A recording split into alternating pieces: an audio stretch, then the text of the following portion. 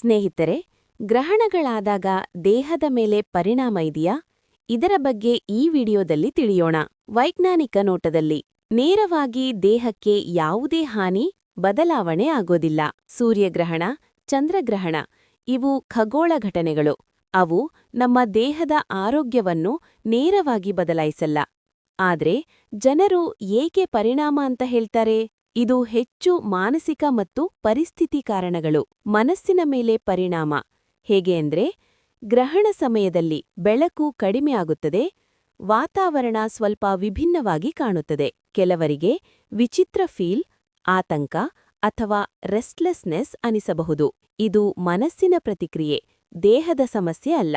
ಮನುಷ್ಯರ ನಿದ್ರೆ ಅಥವಾ ರುಟೀನ್ ವ್ಯತ್ಯಾಸ. ಗ್ರಹಣದ ಬಗ್ಗೆ ಹೆಚ್ಚು ಯೋಚನೆ ಮಾಡ್ತಾ ಇರ್ತಾರೆ, ಸ್ಟ್ರೆಸ್ ಜಾಸ್ತಿ ಮಾಡಿಕೊಳ್ತಾರೆ.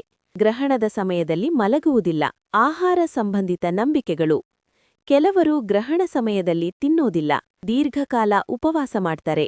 ಇದರಿಂದ ತಲೆಸುತ್ತು, ಸುಸ್ತು, ದೌರ್ಬಲ್ಯ ಬರಬಹುದು. ಇದು ಗ್ರಹಣದಿಂದ ಅಲ್ಲ, ಹಸಿವಿನಿಂದ.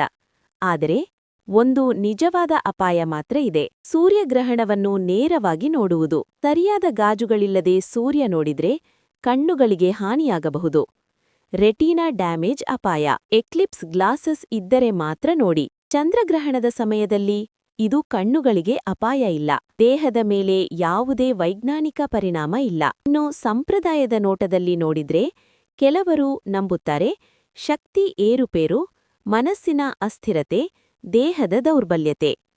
ಇವು ನಂಬಿಕೆ ಆಧಾರಿತ, ವೈಜ್ಞಾನಿಕ ದೃಢಪಡಿಸಿಲ್ಲ. ಮುಖ್ಯವಾಗಿ ಗ್ರಹಣ ಇದೊಂದು ಸಹಜ ಖಗೋಳ ಘಟನೆ.